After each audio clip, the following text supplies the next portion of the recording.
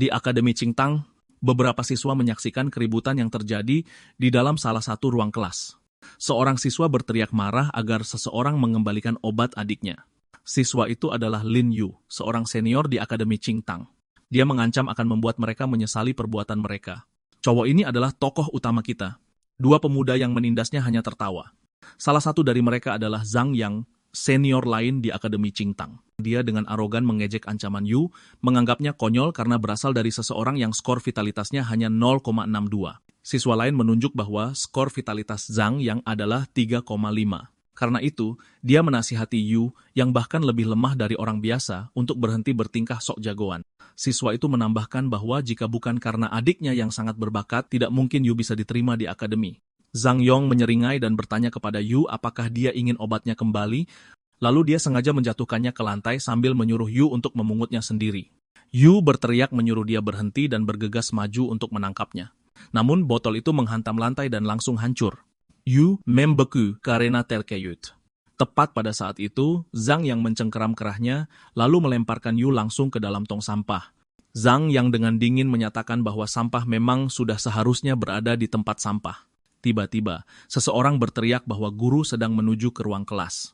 Teman yang mencibir bahwa sampah harus tetap bersama sampah lain sebelum keduanya akhirnya pergi. Yu menatap sedih pada obat yang terbuang dan berserakan di lantai. Itu adalah larutan nutrisi yang dibutuhkan untuk menjaga kesehatan adiknya. Sekarang dia harus bekerja lembur lagi, hanya untuk mendapatkan cukup uang demi membeli yang baru. Di lubuk hatinya, dia bersumpah bahwa Zhang Yang dan Zhao Lei pada akhirnya akan membayar semua ini. Saat itu, Yu terkejut ketika seseorang mengulurkan tangan kepadanya. Itu adalah Lin Xin, siswi senior lain di Akademi Qingtang. Dia bertanya dengan lembut apakah dia baik-baik saja. Yu menerima tangannya sebelum memberitahunya dengan pelan bahwa dia baik-baik saja. Dia berterima kasih padanya karena telah membantunya. Dia tersenyum hangat dan menyarankan agar mereka pulang bersama.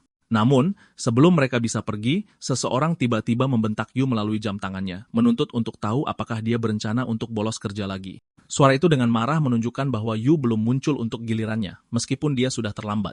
Begitu Yu mendengar hal itu, dia langsung bergegas pergi. Semuanya terjadi begitu cepat, sehingga Lin Xin bahkan tidak sempat bereaksi. Beberapa menit kemudian, Yu mengendarai sepedanya melewati jalanan kota. Pada tahun 4832 di abad lama, sebuah bencana besar melanda dunia dan membawa serta fenomena yang dikenal sebagai korupsi. Saat umat manusia berjuang melawan krisis, orang-orang secara bertahap mulai melampaui batas fisik mereka dan membangkitkan kemampuan supernatural. Mereka yang membangkitkan kekuatan semacam itu dikenal sebagai pejuang. Mereka mendapatkan rasa hormat dan hak istimewa tertinggi karena mereka berdiri di garis depan untuk melindungi umat manusia itu sendiri. Waktu akhirnya memasuki tahun pertama era bela diri tingkat tinggi setelah umat manusia menemukan kebenaran yang menakutkan. Bahkan kematian itu sendiri tidak bisa menghentikan korupsi. Mereka yang mati akan bangkit kembali sebagai mayat berjalan tanpa pikiran yang murni didorong oleh rasa haus darah. Umat manusia menyebut mereka sebagai mayat yang dihidupkan kembali. Pada akhirnya, orang-orang menemukan bahwa satu-satunya cara untuk sepenuhnya memberantas korupsi adalah melalui kremasi. Dan pekerjaan paruh waktu Yu sepulang sekolah setiap hari adalah bekerja di krematorium, membakar mayat-mayat yang dibawa kembali dari garis depan medan perang.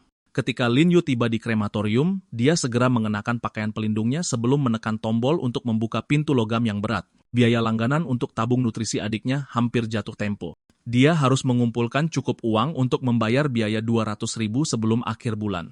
Adik perempuannya telah membangkitkan kekuatannya tak lama setelah memasuki tahun keduanya. Dia memiliki bakat psikokinesis yang sangat langka dan skor vitalitasnya telah menembus angka 10.000. Namun, pada ulang tahunnya yang ke-17, dia tiba-tiba jatuh koma dan tidak pernah bangun lagi. Yu berjalan menuju mayat-mayat yang menunggu untuk dikremasi. Di meja sebelah kiri terbaring seekor serigala raksasa, sementara seorang pria berotot terbaring di meja sebelah kanan. Yu sendiri dilahirkan sama sekali tanpa bakat. Dulu, adiknya selalu menjadi orang yang melindunginya. Namun sekarang perannya telah berbalik, dan dia yang justru menjadi orang yang merawatnya. Dia mendapatkan 20.000 untuk setiap mayat yang dia kremasi. Jika dia menangani 4 mayat lagi, dia akhirnya akan punya cukup uang untuk mengganti obat yang pecah dan terus membayar tabung nutrisi tersebut. Yu mendorong mayat pria itu menuju insinerator. Tiba-tiba, kabut hitam mulai bocor dari tubuh mayat itu. Setiap mayat yang dikirim ke krematorium membawa jejak korupsi.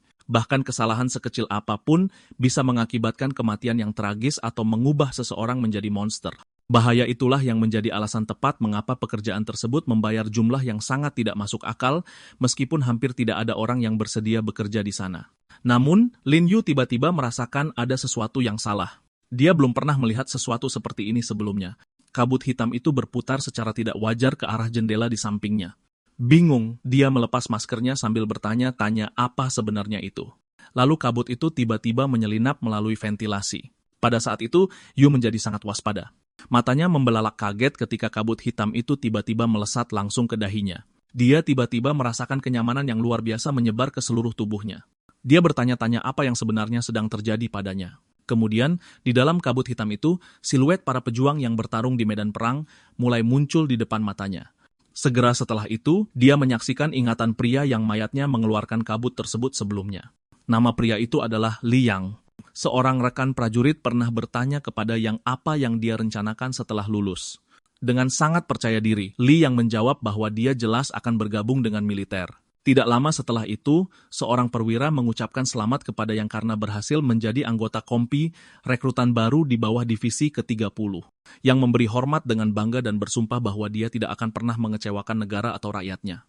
Selama pelatihan, atasan mereka terus-menerus mengingatkan mereka bahwa prajurit akan lebih sedikit berdarah dalam pertempuran dengan lebih banyak berkeringat selama latihan. Hanya dengan terus-menerus mendorong vitalitas mereka dan berulang kali menembus batas fisik mereka, mereka dapat membangkitkan potensi sejati yang tersembunyi di dalam tubuh mereka. Jadi yang berlatih tanpa henti. Kemudian, dia bertarung sengit di medan perang ketika laporan mendesak mengumumkan bahwa garis pertahanan depan telah terkoyak oleh monster alien. Bukit 301 berada di ambang keruntuhan kapan saja, yang berteriak agar semua orang membunuh monster alien dan mempertahankan tanah air mereka dengan segala cara. Dan disitulah Li yang pada akhirnya menemui ajalnya. Sebuah layar tiba-tiba muncul di depan mata Yu, menampilkan pesan sistem penatap jiwa sedang memuat. Wajah Yu seketika memucat. Dia ngeri setelah menyadari bahwa dia baru saja menyaksikan ingatan masa lalu dari seorang pejuang yang telah meninggal. Lalu sistem tersebut memberitahunya bahwa sistem pemakan jiwa telah resmi diaktifkan. Namun, Yu tidak menyadari bahwa serigala yang berbaring di meja terdekat telah kembali berdiri. Masih terpana, Yu mempertanyakan apa sebenarnya sistem pemakan jiwa itu. Tiba-tiba, serigala itu sepenuhnya bangkit. Yu segera menyadari betapa buruknya situasi saat itu. Seekor monster alien level 1 telah bangkit kembali. Monster itu mengeluarkan raungan keras, lalu menerjang langsung ke arahnya. Yu secara naluriah mengangkat lengannya untuk menahan gigi tajamnya. Benturan itu menghempaskannya ke tanah. Pada saat yang sama, sebuah suara di dalam kepalanya mengumumkan bahwa ia telah berhasil membaca ingatan jiwa pejuang level 1, Li Yang. Yu kemudian diberi pilihan antara 3 kemampuan, tekad abadi, seni bela diri, militer dasar, atau jiwa ambisius. Mengingat situasi yang dihadapinya, Yu tidak ragu sama sekali dan langsung memilih opsi B, seni bela diri militer dasar. Sementara itu, rantai yang melilit leher monster alien yang bangkit kembali itu tiba-tiba putus. Sistem kemudian memberitahu Yu bahwa pertarungan sungguhan diperlukan untuk meningkatkan kemahiran keahlian tersebut. Cakar monster alien itu terlepas dengan ganas, lalu mengayun ke arahnya. Yu dengan cepat meluncur mundur untuk menghindari serangan itu. Tiba-tiba, dia merasakan lonjakan kekuatan yang luar biasa mengalir di tubuhnya, seolah-olah dia telah disuntik dengan energi murni. Penglihatannya menajam secara drastis, memungkinkannya melacak setiap gerakan anjing serigala itu dengan jelas. Monster itu melompat ke arahnya lagi, tetapi Yu berhasil menghindarinya. Meski begitu, dia tetap gugup karena monster alien itu nyaris saja menangkapnya. Saat Yu menenangkan dirinya, dia menyadari bahwa seni bela diri militer dari ingatan Li yang telah menjadi insting di dalam tubuhnya memungkinkannya bertarung secara alami tanpa berpikir panjang. Monster alien itu menyerangnya lagi, menghindari cakarnya. Kemudian dia mendaratkan tendangan kuat tepat ke rahang makhluk itu. Benturan itu membuat sang monster jatuh terbanting ke tanah dengan keras. Setelah mengalahkan monster alien itu dalam satu gerakan, Yu berdiri tak percaya. Dia tidak habis pikir sejak kapan tepatnya dia menjadi sekuat ini. Lalu pikirannya langsung tertuju pada sistem pemakan jiwa. Sebuah layar tiba-tiba muncul di hadapannya, menampilkan efek dari keahlian seni bela diri militer dasar. Itu meningkatkan stamina fisik sebesar 10% dan memberinya kemampuan untuk mengetahui titik lemah lawan. Progres penguasaannya saat ini atas keahlian itu sudah mencapai 10%. Yu hampir tidak bisa mempercayainya. Dia merasa seperti menemukan keajaiban. Baginya, kesempatan ini benar-benar menentang hukum langit. Meski begitu, dia tetap tidak mengerti kenapa semua ini tiba-tiba terjadi padanya. Dia bertanya-tanya apakah semuanya terhubung dengan kabut hitam kebiruan yang aneh tadi. Tiba-tiba, sistem mendeteksi mayat di dekatnya dan memberitahu bahwa pemakan jiwa tersedia. Karena mayat anjing serigala itu sudah tergeletak tepat di sampingnya, Yu memutuskan UNT 075K mencoba sesuatu. Beberapa saat kemudian, kita melihat Yu meletakkan mayat itu di dalam kotak. Dengan pelan, dia berterima kasih kepada yang telah mati dan berharap mereka beristirahat dengan tenang. Saat dia menatap ruang kremasi, dia menyadari bahwa fenomena aneh tadi terjadi saat dia sedang mengkremasi mayat. Karena itu, dia menyimpulkan bahwa hal yang sama seharusnya terjadi lagi. Begitu dia menyentuh mayat monster alien itu, kabut hitam langsung mengalir keluar dari sana. Lalu kabut itu masuk langsung ke dalam tubuhnya. Mata Yu seketika berubah warna. Dan tiba-tiba dia berteriak kengkang. Ingatan milik anjing serigala itu membanjiri pikirannya. Makhluk itu terus-menerus kelaparan, melahap manusia lagi dan lagi, tapi tidak pernah merasa puas. Yu nyaris muntah akibat pengalaman mengerikan itu. Dia bertanya-tanya apakah itu benar-benar ingatan monster alien dari saat masih hidup. Pada saat itu, dia menyadari sesuatu yang mengerikan. Para pejuang yang bertarung di garis depan harus menghadapi monster tak terhitung jumlahnya seperti ini setiap hari. Lalu notifikasi lain tiba-tiba muncul di hadapannya. Sistem mengumumkan bahwa mereka telah berhasil memperoleh ingatan jiwa monster alien tingkat 1, anjing serigala, dan menginstruksikan inang untuk memilih satu dari kemampuan berikut untuk dikembangkan.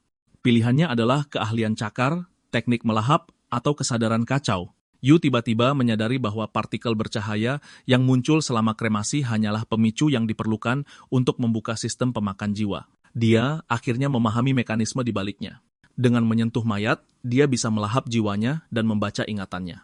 Sekarang satu-satunya pertanyaan adalah kemampuan mana yang harus dia pilih.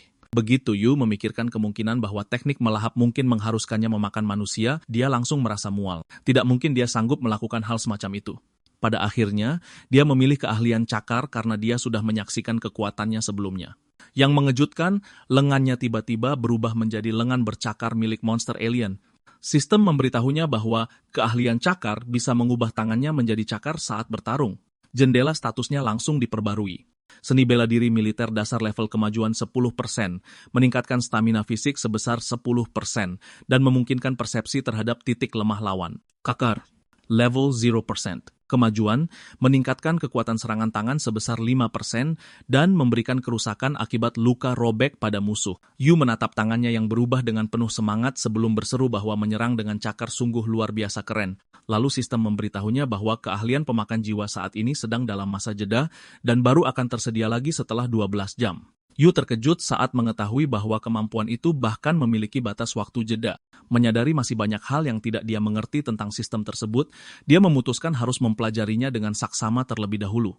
Jadi dia duduk dan mulai mengutak-atik antarmukanya. Sambil mengulas kembali pertarungan tadi di benaknya, Yu teringat bahwa sistem telah menyatakan kemahiran suatu keahlian bisa meningkat jika digunakan berulang kali. Lalu dia mulai bertanya-tanya apa sebenarnya arti dari kata menyerap. Segera, ia sampai pada sebuah kemungkinan. Bagaimana jika menyerap keahlian yang sama secara berulang kali memungkinkannya untuk menumpuk dan memperkuatnya tanpa henti? Karena dia masih belum sepenuhnya yakin dengan teorinya, Yu memutuskan akan mengujinya dengan benar begitu dia mendapat kesempatan lagi nanti. Lalu dia menemukan sesuatu yang mengejutkan. Sistem itu sendiri juga memiliki level. Yu segera menyadari bahwa sistem itu mungkin juga bisa ditingkatkan, meskipun masih belum ada petunjuk tentang bagaimana cara melakukannya. Untuk saat ini, dia memutuskan lebih pintar jika hanya berfokus pada bagian yang dia pahami sekarang dan memikirkan peningkatan sistem belakangan. Sambil mengepalkan tinjunya erat-erat, Yu merenungkan betapa praktisnya seni bela diri militer dasar yang dia rasakan selama pertarungan tadi. Karena itu, dia memutuskan menggunakan kesempatan ini untuk meningkatkan kemahirannya secepat mungkin. Dia mulai memvisualisasikan ingatan latihan Li yang di dalam benaknya. Lalu dia meniru setiap gerakan dengan saksama. Namun, Yu segera menyadari bahwa tekniknya menjadi jauh lebih sulit menjelang akhir. Pada saat itu, dia akhirnya mengerti kenapa siswa biasa merasa hampir mustahil untuk menguasai seni bela diri militer sepenuhnya. Karena Yu telah mewarisi begitu banyak pengetahuan dari teknik penempaan tubuh Li Yang, seni bela diri militer tidak lagi terasa asing baginya. Meskipun gerakannya masih sulit, rasanya seolah-olah dia telah melatihnya ribuan kali sebelumnya. Setelah melewati seluruh rangkaian gerakan, Yu merasakan tubuhnya memanas hebat, jadi dia melepaskan alat pelindungnya. Pada saat itu, dia menyadari bahwa seni bela diri militer jauh lebih sulit daripada teknik penempaan tubuh dasar yang diajarkan di sekolah. Sekadar melakukan urutannya sekali saja sudah membuatnya merasa agak kelelahan. Namun, dia juga menyadari sesuatu yang luar biasa. Vitalitas yang mengalir di tubuhnya terasa lebih lancar dan jauh lebih pekat dari sebelumnya. Dengan penuh semangat, Yu berseru bahwa dia ingin melakukannya lagi segera. Keesokan harinya, Yu dipanggil berulang kali di kelas sampai dia akhirnya terbangun. Guru itu langsung memarahinya dan menuntut untuk tahu apakah orang tuanya menyekolahkan dia hanya agar dia bisa tidur selama pelajaran. Dia mengingatkannya bahwa hanya tersisa 2 bulan lagi sebelum ujian masuk perguruan tinggi.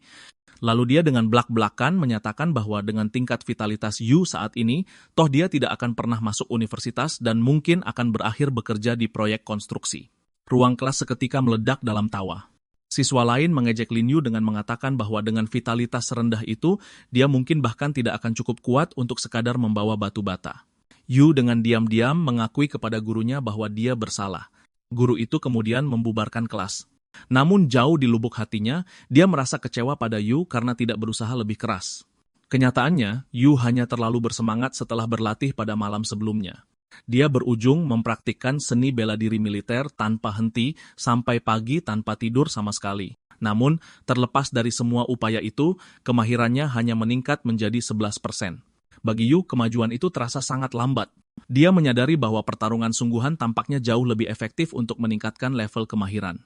Di saat yang sama, dia terus bertanya-tanya, apakah menyerap kemampuan yang sama secara berulang akan memberikan hasil. Tiba-tiba, seseorang kembali mengejeknya, bertanya, apakah tuan muda mereka ini masih belum cukup tidur? Lei mencibir dengan kejam, mengatakan karena Yu tidak akan pernah menjadi seorang warrior.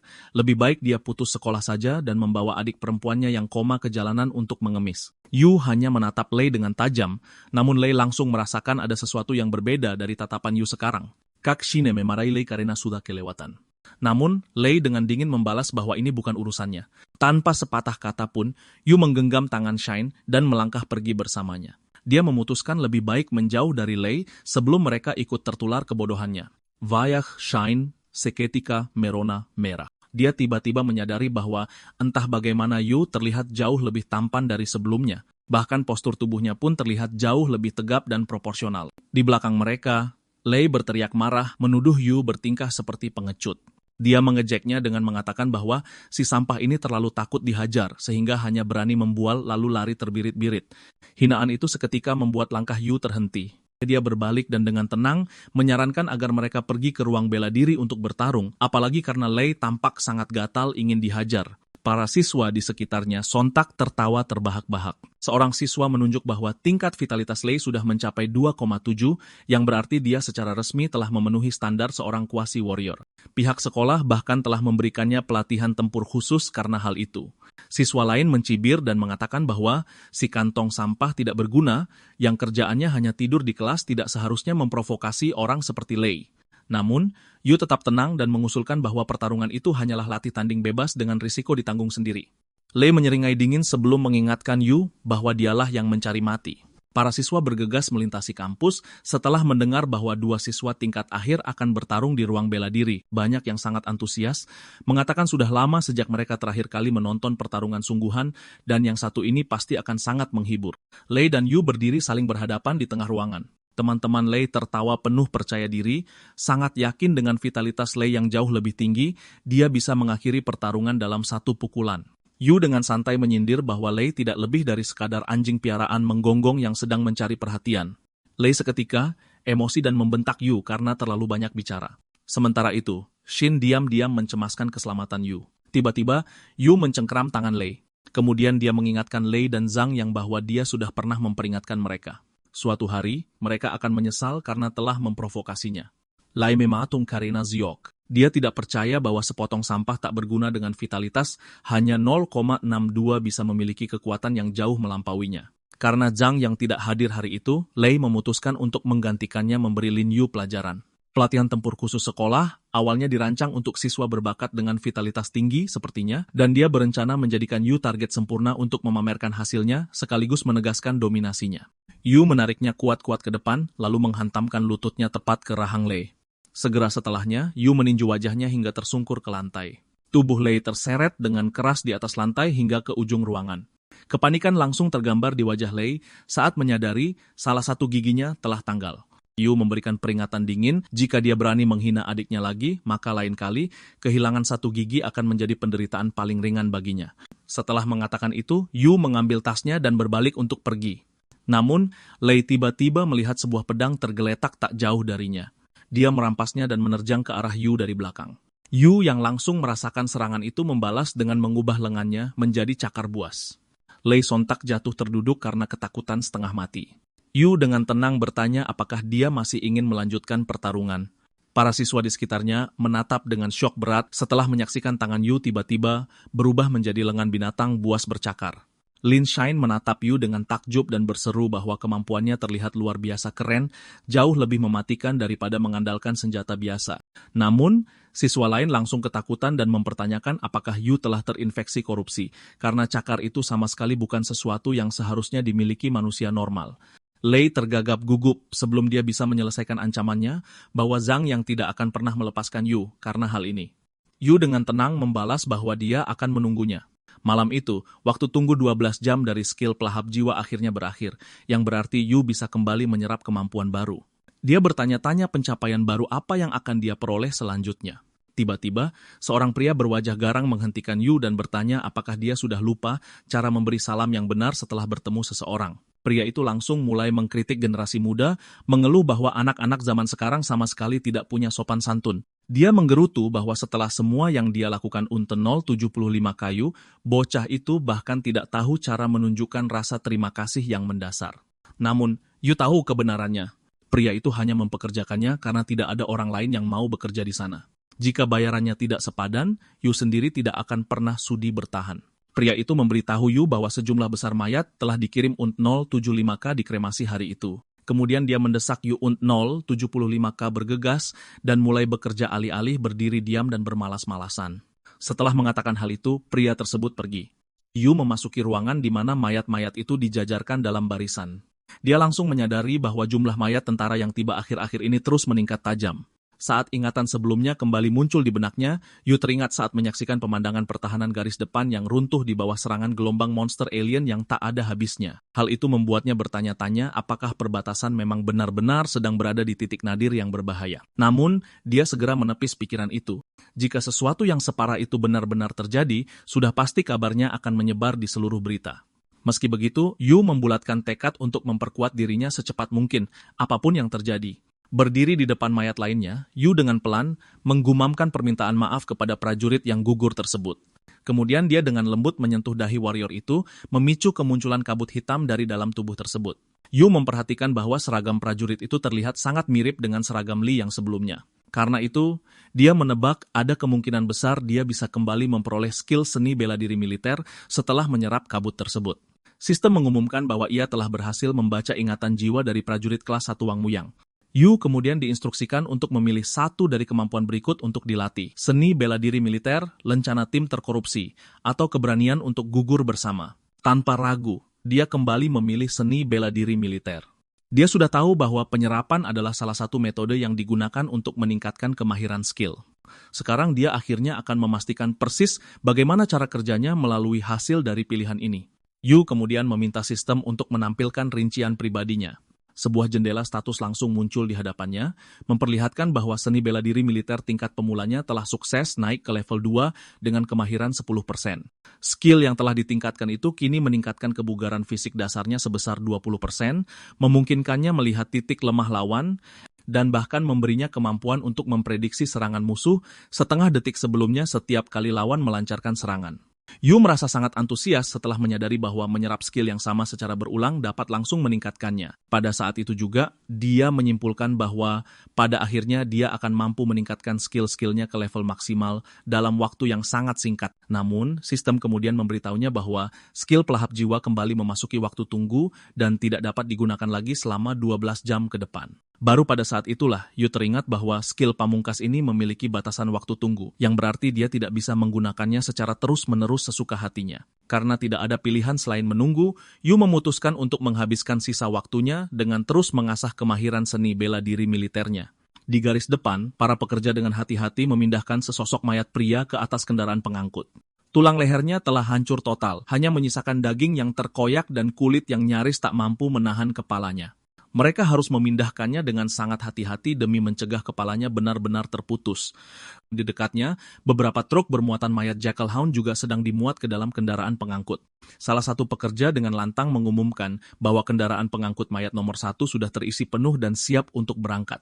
Sopir langsung menyalakan mesin, kemudian kendaraan pengangkut tersebut perlahan melaju meninggalkan garis depan.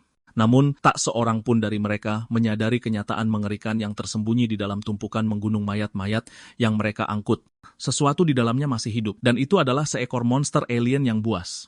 Sementara itu, di akademi, beberapa perundung menghadang langkah Shin di tangga.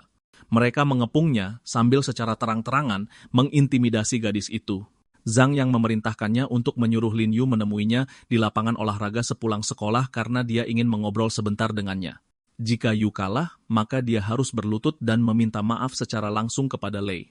Hanya dengan begitu Zhang akan menganggap masalah ini selesai. Dia kemudian mengancam Shin secara langsung, memperingatkannya jika dia menolak dia tak akan bisa meninggalkan koridor itu dengan selamat hari ini. Shin berargumen bahwa Lei lah yang menyerang lebih dulu. Dia menegaskan bahwa merekalah yang jelas-jelas penindas dan Yu sama sekali tidak melakukan kesalahan apapun. Lei langsung kesal dan menyuruh Zhang yang berhenti membuang waktu berbicara dengan Shin karena gadis itu sudah jelas memihak Yu. Dia bahkan menuduhnya tertawa bahagia saat Yu menghajarnya pada hari sebelumnya.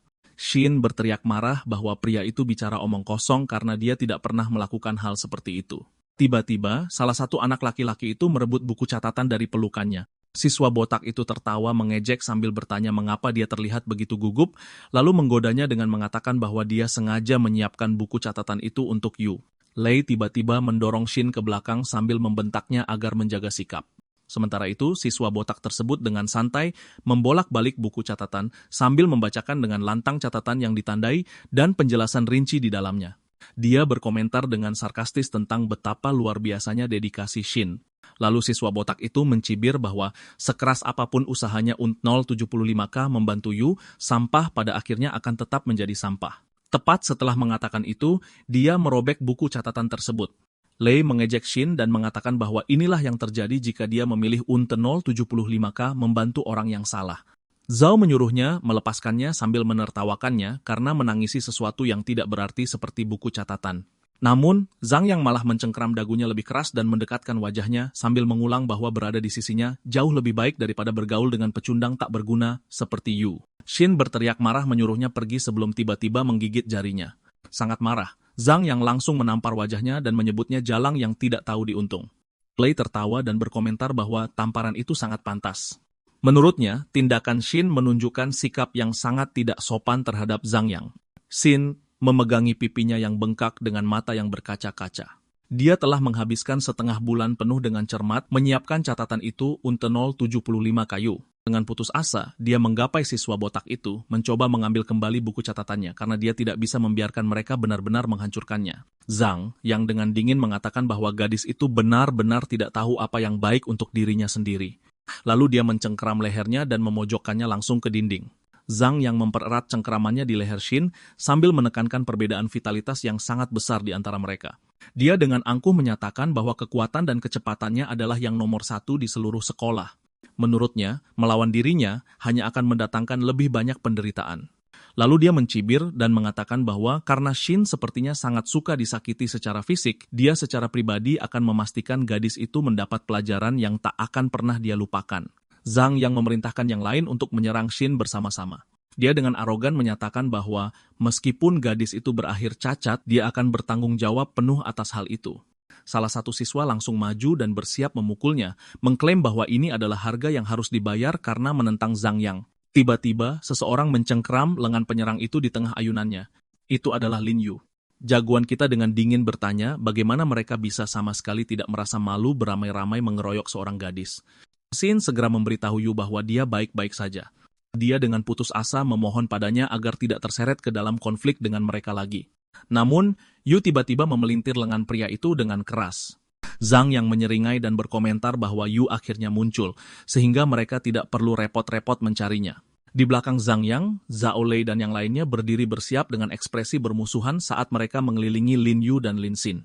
Yu membungkuk dan mengambil salah satu halaman buku catatan yang berserakan. Halaman itu berisi poin-poin penting yang terperinci mengenai penilaian pejuang beserta pesan penyemangat kecil yang ditulis langsung oleh Shiksen untuknya di bagian bawah. Yu dengan tenang menyatakan bahwa dia akan menghadapi kelompok ini dengan cara yang sama seperti orang-orang menghadapi anjing liar yang menggigit orang dan merobek barang-barang penting. Zhang yang mencibir dan mengejek Yu karena berbicara begitu berani padahal dia hanya sampah. Yu tidak membuang waktu sedetik pun. Tanpa peringatan apapun, dia meninju wajah Zhang Yang. Yu berteriak bahwa dia tidak akan pernah memaafkan mereka karena berani memukul Shiksen. Meskipun Zhang yang berhasil menstabilkan diri sebelum benar-benar terjatuh, ekspresinya langsung menjadi gelap. Yu menyatakan bahwa dia secara pribadi akan membalas penghinaan yang diderita Shi hari ini. Para siswa di sekitarnya menatap Lin Yu dengan sama sekali tidak percaya, bertanya-tanya apakah dia sudah benar-benar gila karena berani berbicara pada Zhang yang seperti itu. Mereka hampir tidak bisa mempercayainya. Yu telah menghajar Zhao Lei sehari sebelumnya, dan sekarang dia bahkan berniat Uka menantang Zhang yang secara langsung. Lei dengan lantang menyemangati Zhang yang Uka menghajar Yu sampai mati. Pada saat itu, tekanan yang luar biasa meledak dari tubuh Zhang Yang. Dia berkomentar bahwa dia tidak pernah menyadari Yu memiliki nyali sebesar ini sebelumnya. Namun, sekadar menghajar Yu di sana akan terlalu berbelas kasih.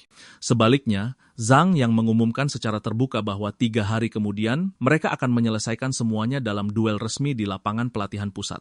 Dia menyatakan bahwa jika Yu menang, dia secara pribadi akan meminta maaf, memberinya kompensasi, dan menjamin bahwa dia tidak akan pernah membuat masalah lagi untuknya. Lalu Zhang yang melemparkan formulir permohonan duel publik Akademi Qingtang langsung ke arah Yu. Namun, jika Yu kalah, dia harus berlutut di hadapan seluruh sekolah, secara terbuka mengakui bahwa dia adalah sampah dan secara sukarela mengundurkan diri dari akademi. Kerumunan itu segera menjadi khawatir pada Yu karena duel publik berarti seluruh sekolah akan menyaksikan pertarungan tersebut. Para siswa di sekitarnya dengan cepat memahami niat asli Zhang Yang. Dia ingin benar-benar menghancurkan Yu di depan semua orang. Beberapa siswa bahkan mengejek Yu secara terbuka dan mengklaim bahwa kesombongannya telah menghancurkan dirinya sendiri. Sementara itu, Shin dengan putus asa memperingatkan Yu untuk tidak menerima duel itu. Dia mengingatkannya bahwa adiknya masih menunggunya untuk dirawat. Salah satu teman sekelasnya dengan cepat memperingatkan Yu bahwa putus sekolah bukanlah hal yang bisa dijadikan lelucon. Mereka mengingatkannya bahwa vitalitas Zhang yang telah mencapai 3,5, sementara vitalitas Yu bahkan belum menembus angka 1. Jarak kekuatan di antara mereka terlalu besar. Di mata mereka, tidak mungkin Yu bisa mengalahkannya. Karena itu, mereka memohon padanya untuk tidak bertindak impulsif. Sementara itu, Zhao Lei mengejek Yu dan menyarankan jika dia benar-benar takut, maka dia harus berlutut, bersujud 3 kali, dan memohon ampun pada Zhang Yang. Antek Zhang yang lain mencibir bahwa sampah akan selalu menjadi sampah sekeras apapun dia berpura-pura sok tangguh. Namun, Yu dengan tenang menyatakan bahwa dia menerima duel itu dengan satu syarat, dia ingin seluruh duel itu direkam sepenuhnya dan disiarkan ke publik. Lalu Yu menandatangani formulir pendaftaran duel itu tanpa ragu. Setelah itu, dia melemparkan dokumen tersebut kembali ke arah Zhang Yang. Duel itu akan berlangsung dalam 3 hari, dan Yu ingin seluruh sekolah mengingat selamanya siapa sampah sesungguhnya beberapa jam kemudian. Di krematorium, Yu membuka kunci pintu besi yang berat itu dan melangkah masuk. Saat dia masuk, dia terus berpikir bagaimana 3 hari ke depan akan menentukan segalanya. Dia bertekad 075K, melatih seni bela diri militer dasarnya dengan sekuat tenaga sambil menyerap sebanyak mungkin keterampilan baru. Apapun yang terjadi, dia sangat bertekad 075K memenangkan duel 3 hari dari sekarang. Seorang pria tiba-tiba memberitahunya bahwa gelombang mayat terbaru telah dipindahkan ke sana karena krematorium nomor 1 tidak dapat lagi menangani beban kerja yang berlebihan sendirian. Yu terkejut mendengarnya karena krematorium nomor 1 biasanya bertanggung jawab memproses mayat-mayat binatang buas asing yang jauh lebih kuat. Pria itu dengan bangga menjawab bahwa masuknya mayat-mayat tersebut membuktikan betapa hebatnya kemampuan krematorium mereka. Lalu dia memuji Tuan Wang dengan lantang, mengklaim bahwa semuanya bisa terjadi karena kepemimpinannya yang luar biasa. Dia juga menyebutkan bahwa Wang adalah anak yang mau belajar dan saat ini memiliki vitalitas tertinggi di antara semua pekerja di sana. Dia menasihati Yu untuk bekerja lebih keras juga dan berjanji akan memperlakukannya dengan baik di masa depan. Namun sedetik kemudian, pria itu tiba-tiba membentak Yu dan menuntut untuk tahu apakah dia berencana berdiri di sana selamanya tanpa melakukan apa-apa. Dia mengingatkan Yu bahwa jika dia masih ingin dibayar, dia harus bergegas dan segera kembali bekerja. Yu menjawab bahwa dia sudah akan pergi. Namun dalam hati, dia berpikir bagaimana kakek tua ini mengubah sikapnya lebih cepat daripada membalik halaman buku. Lalu dia menutup pintu di belakangnya dengan keras. Sementara itu, di dalam ruang insinerasi 7, Wang menyadari bahwa dia harus bekerja lembur karena gelombang mayat binatang buas asing yang tiba-tiba berdatangan malam itu. Lalu sesuatu tiba-tiba bergerak. Wang mematung karena terkejut. Mayat di belakangnya tiba-tiba berdiri kembali. Sebelum dia bisa bereaksi, makhluk itu mencakarnya hingga tewas. Kemudian monster itu menyeret mayat Wang dan diam-diam menutup pintu ruang insinerasi di belakangnya. Sementara itu, Yu tiba-tiba mendengar seseorang berteriak dari ruang insinerasi. Ruang 6. Namun, krematorium itu kembali hening dengan cepat, membuatnya bertanya-tanya apakah dia hanya membayangkan suara itu. Pada akhirnya, dia memutuskan untuk mengabaikannya dan kembali bekerja. Saat dia memasuki ruangan, dia terkejut melihat bahwa semua mayat yang ditugaskan kepadanya hari itu adalah monster asing. Karena itu, dia sadar kalau malam ini dia tidak akan bisa meningkatkan seni bela diri militernya dengan menyerap ingatan para prajurit. Meski begitu, dia berusaha tetap positif dan berpikir bahwa berkurangnya korban prajurit di garis depan pada akhirnya adalah hal yang baik. Namun, ada satu mayat yang langsung menarik perhatiannya. Ada yang aneh dengan ekornya. Yu yakin kalau warnanya tadi terlihat berbeda, jadi dia mengamatinya lebih dekat dengan hati-hati.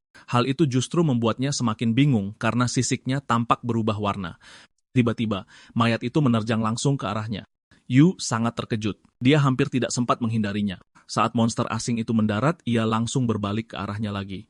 Setelah itu, monster tersebut menghilang. Yu membeku kaget setelah menyadari sesuatu yang mengerikan. Makhluk itu sama sekali tidak pernah merangkak keluar dari dalam mayat. Ia telah menyamar dengan sempurna di antara daging busuk itu sejak awal. Pada saat itu, Yu menyadari bahwa selama ini para monster telah menyusup masuk melalui cara ini. Dan dia tahu jika dia tidak melakukan sesuatu sekarang, seluruh tempat ini akan berubah menjadi neraka. Dia menutup matanya dan mempertajam seluruh indranya. Dengan menggunakan insting dari seni bela diri militernya, dia mencari titik lemah monster asing itu. Kemudian dia mendengar suara langkah kaki. Dia telah menemukannya. Dia mengambil sebuah perkakas dari meja dan melemparkan kunci pas itu tepat ke arahnya. Saat terkena lemparan, makhluk itu menampakkan wujud aslinya. Yu langsung menteriakinya untuk keluar dari sana. Monster asing itu menerjangnya, tapi Yu menebas dengan cakarnya, menusuk menembus tubuh monster tersebut. Dia memastikan agar dirinya tidak ikut terkorupsi. Syukurlah, seni bela diri militer tingkat 2-nya memungkinkan dia untuk memprediksi arah serangan lebih awal, sehingga dia hanya menderita luka gores kecil. Pada saat itu, siaran darurat bergema di seluruh fasilitas. Pengumuman itu memperingatkan semua orang bahwa monster sisik hantu telah muncul di ruang 37114 dan 15. Seluruh staf diperintahkan untuk 075K segera mengevakuasi diri ke ruang aman pusat dan menunggu penyelamatan militer. Yu terpaku menyadari bahwa para monster juga telah menyusup ke ruang pembakaran lainnya. Dia segera membuka pintu ruang pembakarannya. Dia merasakan tidak ada fluktuasi kemampuan supernatural di dekatnya, artinya dia masih punya peluang untuk 075K kabur dengan aman. Tapi kemudian dia membeku kaget. Mayat Wang tergeletak di tengah jalan. Yu akhirnya menyadari kalau jeritan yang dia dengar sebelumnya berasal dari Wang. Hal ini membuatnya bertanya-tanya, sebenarnya sudah berapa banyak monster asing yang menyusup masuk. Kemudian dia melihat manajer dan beberapa pekerja lainnya berlari ke arahnya sambil mati-matian memohon bantuan karena 3 monster asing sedang mengejar mereka. Yu segera melemparkan kunci pas itu lagi. Benda itu menghantam langsung salah satu monster asing tersebut. Seorang pria dari sisi lain pintu meneriaki mereka untuk 075K bergegas dan masuk. Yu berteriak agar semuanya segera masuk ke ruang aman. Jauh di lubuk hatinya, dia mengakui bahwa dia tidak yakin bisa melawan monster sebanyak itu sekaligus. Baginya, mencapai zona aman dan menunggu penyelamatan adalah pilihan yang lebih aman. Namun tiba-tiba, seseorang mendorongnya ke depan dan menyuruhnya untuk 075K melindungi bagian belakang. Manajer itu mencibir bahwa sampah sepertinya sangat cocok untuk tugas itu. Monster asing itu dengan cepat mendekati Yu. Dia mengumpat para brengsek itu dengan suara pelan. Dia menendang monster asing itu menjauh. Yu menyadari betapa mengerikannya kemampuan kamuflase dari monster-monster asing ini. Jika dia lengah sedetik saja, dia takkan pernah menyadari mereka sedang bersembunyi di dekatnya. Seseorang tiba-tiba berteriak untuk melupakan Yu dan fokus untuk segera menutup pintunya. Yu berusaha mati-matian mengejar mereka sambil berteriak agar mereka menunggu, tapi sebelum dia mencapai pintu, pintu itu tertutup rapat. Dari balik pintu, dia bisa mendengar mereka membicarakannya. Mereka bilang tidak usah memedulikannya, karena kalau dia mati, itu berarti berkurang satu beban untuk diurus. Dia berteriak menyuruh mereka membuka pintu. Dia terus menggedor-gedornya dengan putus asa, namun kemudian dia menyadari monster-monster asing itu semakin mendekat. Yang lebih mengejutkannya lagi adalah, monster-monster ini ternyata tahu cara berkoordinasi satu sama lain. Yu sadar, tidak peduli sekeras apapun dia mencoba, pintu itu tidak akan pernah terbuka. Melarikan diri tidak lagi menjadi pilihan. Dia paham kalau dia tidak punya pilihan lain selain melawan balik. Dia memikirkan para prajurit garis depan yang menghadapi situasi jauh lebih buruk dari ini setiap harinya, namun masih bisa mengatasi rasa takut mereka dan bertarung berani melawan musuh. Karena dia telah mewarisi keahlian mereka, dia menolak untuk mempermalukan mereka. Lagi pula, adik perempuannya masih menunggunya, jadi dia sama sekali tidak boleh mati di tempat ini. Dia mengunci pandangannya pada target pertama. Monster asing itu terlihat lengah. Ia mencoba menyembunyikan diri dan menjadi tak kasat mata. Namun kemudian, Yu menyadari bahwa karena kemahiran seni bela diri militernya kini telah meningkat, dia bisa fokus dengan jauh lebih jelas dan merasakan fluktuasi energi di sekitarnya. Dan karena itu pula, dia bisa menentukan titik lemah mereka dengan akurat. Pria kita sudah sangat fokus. Dia menyabetkan cakarnya langsung ke titik lemah monster asing itu, tetapi ada satu monster lagi yang sudah menyerbu ke arahnya. Yu segera melemparkan monster asing yang tertusuk di cakarnya itu lurus ke arah monster kedua. Pada saat itu, dia perlahan mulai percaya bahwa mungkin dia benar-benar bisa bertahan hidup jika dia terus bertarung. Kedua monster asing itu jatuh tersungkur ke tanah bersamaan. Lalu Yu segera melesat ke arah monster ketiga. Dia menghantamkan serangannya tepat ke kepala makhluk itu. Sekarang hanya tersisa dua. Namun yang mengejutkannya, mereka tiba-tiba menghilang. Dua monster yang tersisa ini jelas jauh lebih kuat dan kali ini dia tidak bisa lagi merasakan fluktuasi energi mereka. Yu tahu mereka masih berada di dekatnya, jadi dia tak boleh menurunkan kewaspadaannya sedikit pun. Dia memaksa dirinya untuk tenang dan menunggu celah terbuka. Kemudian dia menutup matanya dan mempertajam semua indranya, sampai tiba-tiba dia mendengar suara darah yang menetes. Dia mendengarkan dengan saksama, dan akhirnya dia menemukannya. Ia bersembunyi di dinding. Yu langsung menyerang lehernya. Tapi kemudian Yu tiba-tiba merasakan sesuatu di belakangnya, dan pada detik berikutnya, dia terkena pukulan. Darah menciprat dari lengannya akibat serangan diam-diam itu. Tangan kirinya nyaris hancur. Monster asing yang tadi berada di depannya sudah lenyap, tetapi Yu tidak akan membiarkannya lolos. Lalu tiba-tiba, dia menyadari ada darah menetes dari atas. Dia langsung sadar kalau monster asing itu bersembunyi di langit-langit, dan pada saat yang sama, monster itu juga menerjang ke arahnya. Yu mengungkapkan bahwa dia tadi sengaja melumuri makhluk itu dengan darahnya sendiri. Keduanya saling menerjang pada saat yang bersamaan. Yu melompat tinggi ke udara untuk menggapainya dan menebas tubuhnya dalam-dalam. Monster asing itu membentur tanah dengan keras, tapi tubuh Yu juga sudah mencapai batasnya. Meski begitu, dia memaksa dirinya untuk 075K bertahan karena dia belum boleh pingsan. Dia sangat ingin melarikan diri dari tempat ini, namun sebelum dia bisa bergerak lebih jauh, dia ambruk di samping mayat monster-monster asing itu. Yu benar-benar kehilangan kesadaran, tidak menyadari bahwa kabut hitam dari monster-monster yang mati itu perlahan terserap ke dalam tubuhnya. Beberapa saat kemudian, kita melihat orang-orang bergegas maju karena mereka hanya berjarak 30 meter dari ruang aman. Kapten langsung memperingatkan regunya bahwa monster mencurigakan terlihat di depan dan memerintahkan semuanya untuk 075K bersiaga. Salah satu dari mereka menatap ke depan dengan sangat terkejut. Dia tidak percaya bocah itu benar-benar melakukan semua ini sendirian. Cahaya senter mereka menyorot Yu yang terbaring di genangan darah di sebelah bangkai para monster alien. Manajer itu bergegas keluar dari ruang aman, merasa lega karena tim penyelamat akhirnya tiba. Kapten memberitahunya bahwa area itu sudah aman sekarang. Dia memerintahkan tim 1 untuk 075K menolong korban selamat, sementara tim 2 memeriksa tempat kejadian. Saat dia mengamati salah satu bangkai monster alien, dia menyadari bekas cabikannya tidak rata dan berantakan. Dia bisa langsung tahu bahwa senjata biasa tidak mungkin menyebabkan luka seperti ini. Tiba-tiba, salah satu prajurit berteriak bahwa bocah itu masih hidup. Sang manajer langsung menunjuk ke arah tangan Yu. Tangan itu telah berubah menjadi cakar monster. Para prajurit seketika bersiaga setelah mengenalinya sebagai mutasi dan menyimpulkan bahwa bocah itu sudah terkorupsi. Seorang prajurit menyarankan agar mumpung Yu masih pingsan, mereka harus segera melenyapkannya sebelum dia berubah menjadi monster. Tapi sang kapten mendadak menyuruh semuanya menunggu setelah melihat tangan Yu kembali berubah. Manajer itu bertanya dengan gugup apa yang mereka tunggu. Dia bersikeras jika bocah itu bangun, mereka semua akan tamat. Namun jauh di lubuk hatinya, manajer itu sama sekali tidak bisa membiarkan Yu hidup. Jika tidak, kebenaran tentang dirinya yang menjebak bocah itu akan terungkap. Sang kapten langsung menodongkan pedangnya ke manajer dan dengan dingin memperingatkannya untuk 075K diam jika tidak ingin mati duluan. Lalu Kapten menjelaskan bahwa jejak di sekitar Yu bersama daging dan sisik yang tersangkut di jari-jarinya membuktikan bahwa dia sendiri yang telah membunuh para Polyphantom Scale. Prajurit itu sangat takjub. Bahkan seluruh regu mereka akan kesulitan menghadapi 4 Phantom Scale sekaligus, namun entah bagaimana bocah ini membunuh semuanya sendirian.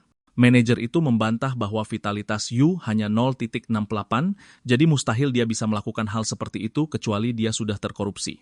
Dia kembali mendesak agar mereka membunuhnya saja sekarang. Kapten mengangkat tangan Yu yang termutasi sambil membatin. Bagaimana bisa orang dengan vitalitas cuma 0,68 membunuh 4 Phantom Scale seorang diri? Baginya, bakat tingkat itu hanya mungkin dimiliki oleh seorang jenius legendaris. Dia mengakui bahwa korupsi biasanya tidak bisa dibalikkan, tapi karena tubuh Yu jelas memulih, itu artinya tidak ada masalah sama sekali. Dia lalu bertanya, kenapa manajer itu begitu panik dari tadi? Sang manajer menjawab dengan gugup bahwa dia hanya mengkhawatirkan keselamatan semua orang. Sang kapten menekankan bahwa mereka sedang kekurangan personel, dan petarung dengan kemampuan setingkat ini adalah sosok yang sangat mereka butuhkan sekarang. Dia menyatakan bahwa regunya akan mengambil alih dari sana dan memerintahkan semua orang untuk berbaris. Keesokan harinya, di rumah sakit, Yu sedang berbaring di kasur saat suara samar perlahan membangunkannya. Dia mendadak tersentak bangun dan menyadari dia ada di dalam kamar rumah sakit. Sang kapten meyakinkannya bahwa dia sudah aman sekarang. Yu langsung bertanya siapa mereka. Pria itu memperkenalkan dirinya sebagai Chen Zhen dan menjelaskan bahwa dia adalah kapten regu pembersih korupsi distrik. Chen Zhen memberitahunya bahwa dia datang ke sana secara pribadi untuk meminta maaf. Dia menjelaskan bahwa invasi monster alien semalam terjadi akibat kelalaian mereka. Dan karena mereka terlambat dalam operasi penyelamatan, Yu jadi terancam bahaya besar. Dia dengan tulus meminta maaf untuk hal itu. Yu menjawab bahwa semuanya terjadi terlalu mendadak, jadi itu bukanlah hal yang bisa mereka cegah. Kapten Chen lalu memberitahunya bahwa dia telah berhasil membunuh 4 Phantom Scale sendirian, dan salah satunya bahkan sudah mencapai tingkat elit. Lalu dia langsung bertanya kepada Yu apakah dia ingin menjadi seorang ksatria dan bergabung dengan regu mereka. Yu tersenyum tak percaya dan bertanya apakah hal seperti itu benar-benar mungkin baginya. Kapten Chen menjelaskan bahwa kebanyakan orang akan ragu setelah mendengar tawaran seperti itu, namun Yu malah terlihat sangat antusias. Itu membuatnya penasaran kenapa Yu begitu ingin menjadi seorang ksatria. Yu menjelaskan bahwa dia telah melihat terlalu banyak monster dan terlalu banyak ksatria pemberani yang mengorbankan nyawa mereka di krematorium. Dan akhir-akhir ini, jumlah ksatria yang gugur terus saja bertambah. Maka daripada diam di belakang dan menunggu kematian tanpa daya, dia ingin ikut bertarung agar bisa melindungi keluarganya dengan lebih baik. Kapten Chen mengangguk dan memberitahunya bahwa itu adalah pola pikir yang bagus. Akan tetapi, sebelum resmi bergabung dengan regu, dia harus lulus uji seleksi ksatria terlebih dahulu. Dalam hati, Kapten Chen berpikir bahwa bocah ini bukan hanya punya bakat dan kekuatan, tetapi juga tekad untuk mengorbankan dirinya demi keluarganya. Di matanya, Yu jelas punya potensi yang luar biasa, namun Yu tiba-tiba patah semangat karena uji seleksi ksatria biasanya butuh tingkat vitalitas minimal 3 atau lebih. Lalu Kapten Chen mengungkapkan bahwa Yu sudah memenuhi persyaratan itu sekarang. Dia menyerahkan surat rekomendasi kepadanya. Dia memberitahu Yu bahwa ujian akan dimulai tepat dalam 1 bulan. Sebelum pergi, Kapten Chen mengingatkannya untuk bersiap dengan matang. Yu merasa sangat bahagia, karena begitu menjadi ksatria, dia akan mendapat akses ke sumber daya medis terbaik yang ada.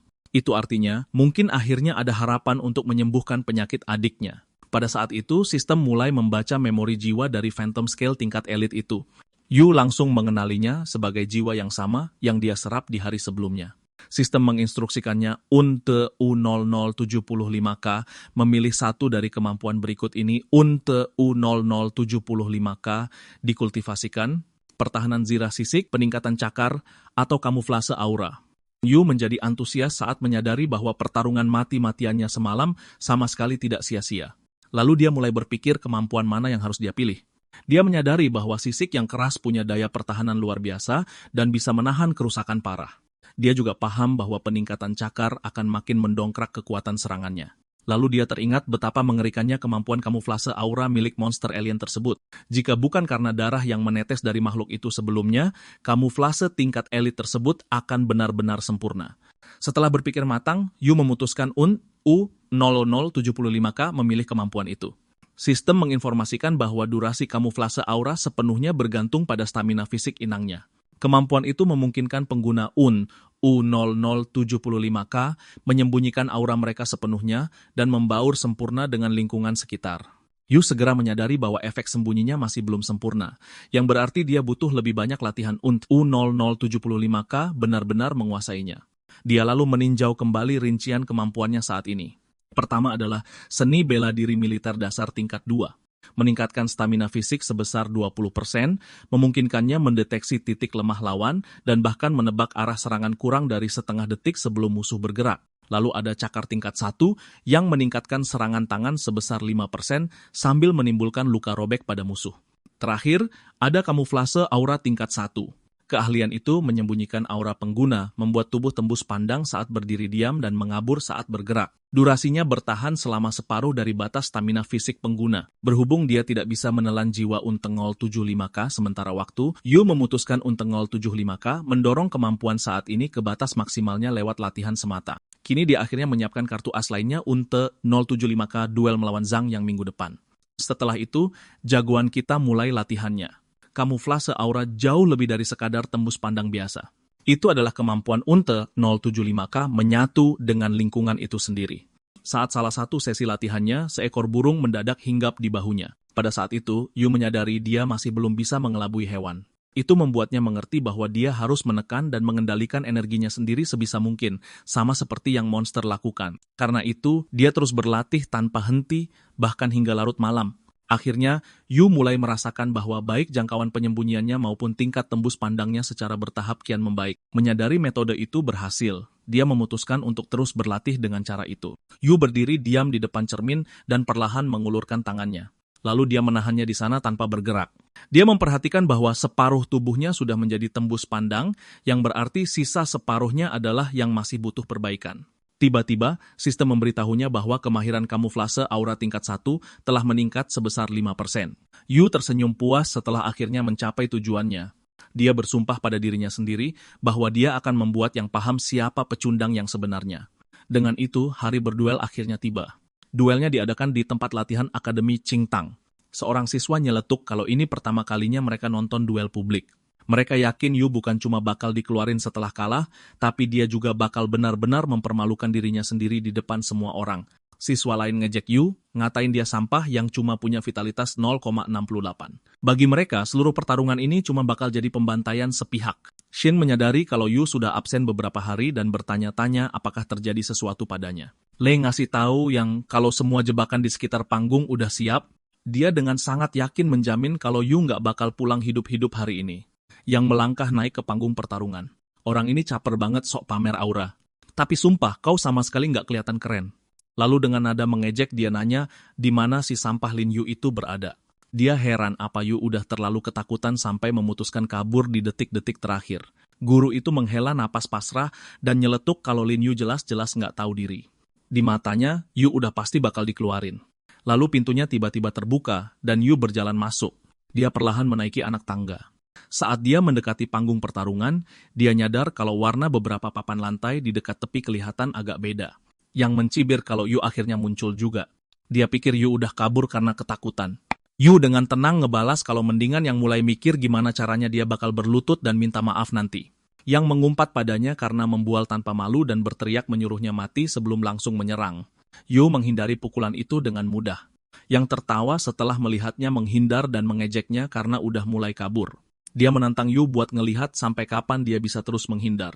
Lei bersorak keras, mendukung Yang dan meneriakinya untuk menghajar Lin Yu sampai babak belur biar dia akhirnya sadar perbedaan di antara mereka. Sambil mundur, Yu tiba-tiba menginjak salah satu papan lantai warna merah. Yang langsung menyeringai karena di matanya Yu udah nggak punya tempat buat kabur lagi. Yang sesumbar kalau satu pukulannya aja bakal menghabisi Yu selamanya. Serangan itu mendarat, tapi Yu tiba-tiba tersenyum dan mengungkapkan kalau momen inilah yang selama ini dia tunggu-tunggu. Tepat saat serangan yang hampir kena, Yu menghilang. Para penonton langsung syok ngelihat dia lenyap begitu aja. Mereka nggak habis pikir kemampuan macam apa yang lagi dia pakai. Sementara itu, Shin jadi antusias setelah sadar kalau Yu ternyata udah nyiapin kartu as rahasia. Yang mendengus dan mengejeknya, bertanya apa dia benar-benar percaya trik murahan kayak gitu bisa bikin dia menang pertarungan. Dia teriak nyuruh Yu buat segera nunjukin dirinya. Tapi di detik berikutnya, yang tiba-tiba dihantam dari belakang. Itu cuma bikin dia makin murka. Saat itu juga dia bersumpah bakal ngebunuh Yu apapun yang terjadi. Lalu dia nyuruh Lei buat ngaktifin mekanisme tersembunyi dan maksa Yu keluar dari persembunyiannya. Aliran listrik langsung mengaliri pagar di sekelilingnya, dan tak lama kemudian, kobaran api menyembur di mana-mana. Seluruh arena pertarungan jadi terkepung oleh api. Guru itu langsung teriak nyuruh mereka berhenti, karena ini jelas-jelas ngelanggar aturan duel. Tapi dengan angkuhnya yang menyatakan kalau dialah aturannya. Yu tiba-tiba terjebak di dalam kobaran api, dan begitulah cara yang akhirnya nemuin posisinya. Yang nyoba mukul Yu, tapi tinjunya malah menghantam lantai. Yu sadar kalau bertarung langsung ngelawan orang yang lebih kuat darinya, nggak bakal ngasih dia kesempatan buat menang sama sekali. Kalau dia mau selamat, pertama-tama dia harus nemuin kelemahan lawannya. Lalu menghancurkannya dalam satu serangan telak, yang terus menerjang ke arahnya tanpa ampun. Yu dengan cermat merhatiin aliran energi yang beredar di seluruh tubuh yang, di saat yang sama, lapisan zirah penuh juga nutupin tubuhnya. Yu sadar kalau dia bisa nemuin sumber kekuatan itu dan mutusin aliran energinya, dia mungkin masih punya kesempatan. Lalu dia ngelihat ada sesuatu yang bersinar redup di tengah dada yang dia udah nemuin intinya. Saat yang ngayunin pukulan lagi ke arahnya, Yu menghindar lagi dan langsung berubah jadi tak kasat mata. Yang jadi makin kesal setelah ngelihat dia ngilang lagi. Dia mengumpat kalau sampah bakal selamanya jadi sampah. Di matanya, Yu cuma tahu cara ngandelin trik-trik kotor picisan. Tapi tepat pada saat itu juga, Yu tiba-tiba menerjang lurus ke arahnya. Dia menebas ke depan dengan cakarnya, berusaha merobek tubuh yang. Tapi yang bikin Yu kaget, cakar itu sama sekali nggak bisa nembus zirahnya. Yang dengan sombongnya nyatain kalau pertahanannya itu tingkat A.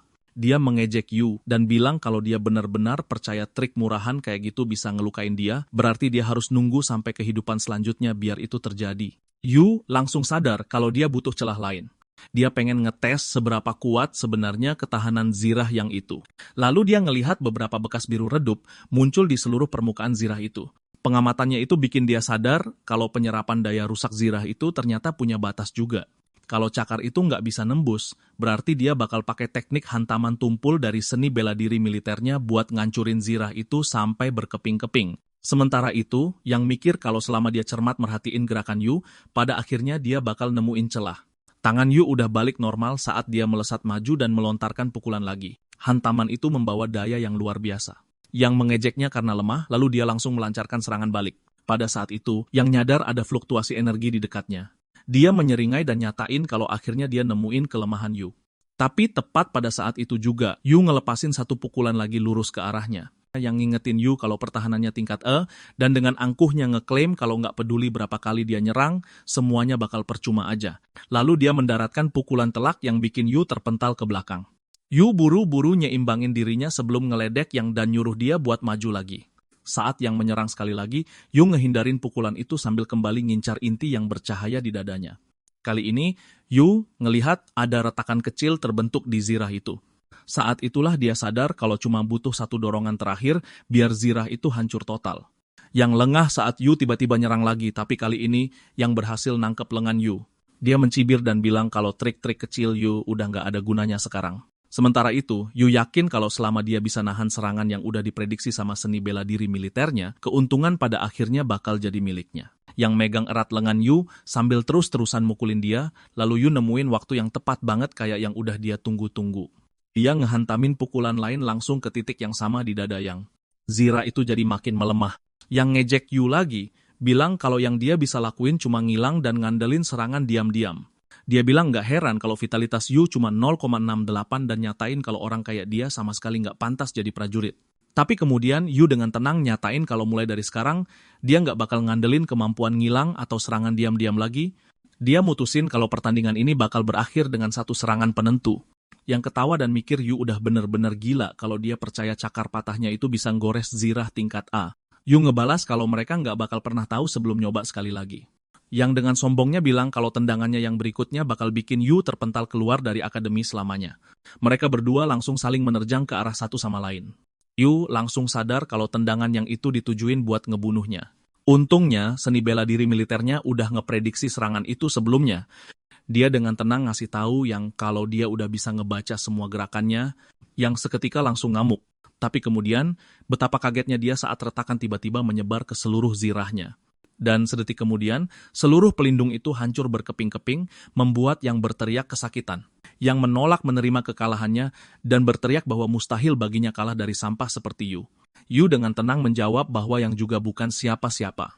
Hal itu justru membuat yang semakin marah.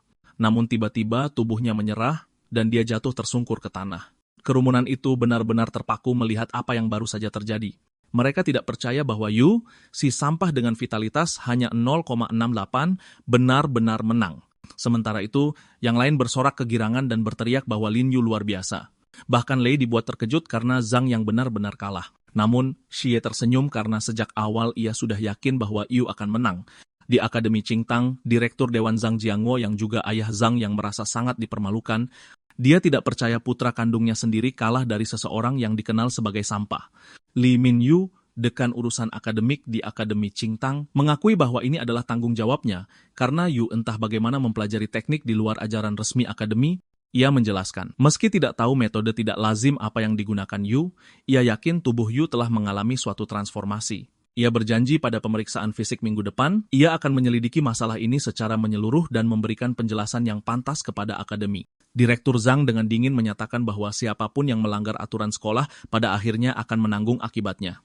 Min Yu meyakinkan Direktur Zhang bahwa dia pasti akan memberikan hasil yang memuaskan. Direktur Zhang lalu memperingatkan Yu bahwa ada orang-orang tertentu di dunia ini yang tidak boleh ia singgung dan bahwa ketidaktahuannya akhirnya akan menghantuinya.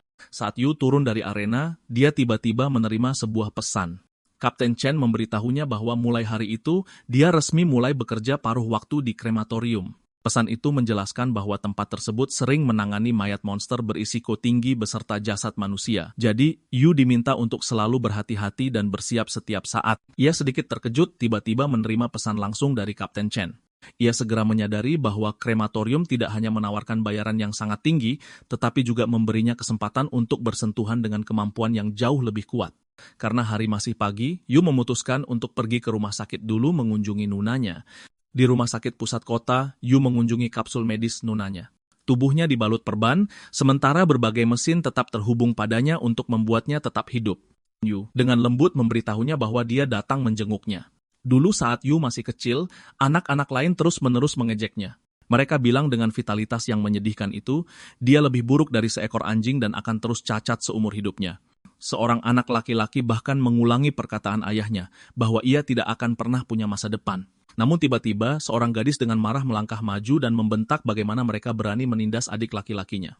Dia mengancam akan menghajar mereka semua sampai babak belur jika mereka terus melakukannya. Anak-anak lelaki itu langsung menyebutnya macan betina sebelum lari ketakutan. Dia meneriaki mereka bahwa jika mereka berani menjelek-jelekan adiknya lagi, dia tidak akan melepaskan mereka. Yu dengan lembut memberitahu nunanya agar tidak memarahi mereka, tetapi dia menyuruhnya UNT 075K tidak mendengarkan para idiot itu. Baginya, Yu adalah yang terbaik tidak peduli apa yang dikatakan orang lain.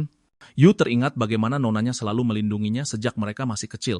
Dan karena itu, apapun yang terjadi, dia bersumpah pasti akan menemukan cara UNT 0575K menyembuhkan penyakitnya.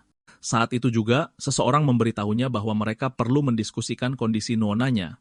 Yu segera menyuruh Dr. UNT 075K melanjutkan. Dokter menjelaskan bahwa, seperti yang sudah Yu ketahui, penyakit nonanya disebabkan karena tidak sengaja mengonsumsi makanan yang terkontaminasi oleh korupsi. Pada tahap ini, yang bisa mereka lakukan hanyalah mempertahankan tanda-tanda vital dasarnya. Namun, korupsi di dalam tubuhnya akhir-akhir ini memburuk dengan kecepatan yang mengkhawatirkan dan telah menyebar ke organ-organ internalnya. Pada tingkat ini, kemungkinannya dia hanya punya sisa hidup paling lama setengah tahun. Yu sangat terkejut mendengarnya. Kondisinya selalu stabil melalui pengobatan, jadi dia tidak mengerti bagaimana keadaannya tiba-tiba memburuk separah itu. Dokter menjelaskan bahwa berdasarkan analisis mereka, Nona Yu kemungkinan mengembangkan kekebalan terhadap obat tersebut setelah meminumnya untuk waktu yang sangat lama. Yu dengan putus asa bertanya apakah ada cara lain yang memungkinkan untuk menyelamatkannya. Dia bersumpah akan melakukan apa saja asalkan itu bisa menyelamatkan nyawa nunanya. Dokter mengakui ada satu kemungkinan metode, tetapi secara realistis itu hampir mustahil. Yu segera mendesak untuk tahu lebih lanjut. Dokter menjelaskan jika mereka bisa mendapatkan batu matahari yang mampu menekan korupsi, mungkin ada peluang untuk menghentikan kondisi nonanya agar tidak semakin memburuk.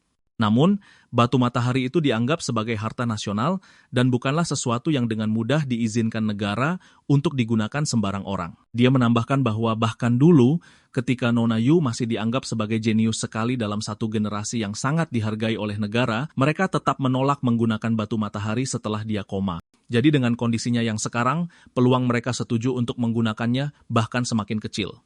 Yu memikirkan bagaimana bakat nonanya dulu sangat luar biasa hingga melampaui seluruh generasinya. Dia benar-benar tidak mengerti mengapa negara menolak untuk menyelamatkannya saat itu. Baginya, itu terasa sama sekali tidak masuk akal. Meskipun begitu, Yu bersumpah pada dirinya sendiri tak peduli apa alasannya. Entah itu demi mendapatkan batu matahari atau mencari metode lain sepenuhnya, dia tidak akan pernah menyerah untuk menyelamatkan nunanya. Di krematorium 1, Yu sedang berjalan menuju ruang 3. Yu menyadari bahwa karena batu matahari terkait langsung dengan negara, satu-satunya jalan ke depan baginya adalah bertambah kuat dan menjadi seorang pejuang secepat mungkin. Saat dia melihat mayat-mayat di sekelilingnya, dia bertanya-tanya apakah situasi di garis depan menjadi lebih buruk akhir-akhir ini. Hampir tidak ada lagi mayat monster asing sekarang, sementara jasad manusia justru menumpuk di mana-mana. Yu berdoa dalam hati untuk jenazah yang terbaring di depannya, tetapi tiba-tiba salah satu mayat di belakangnya perlahan berdiri. Kemudian mayat itu mulai berjalan ke arahnya.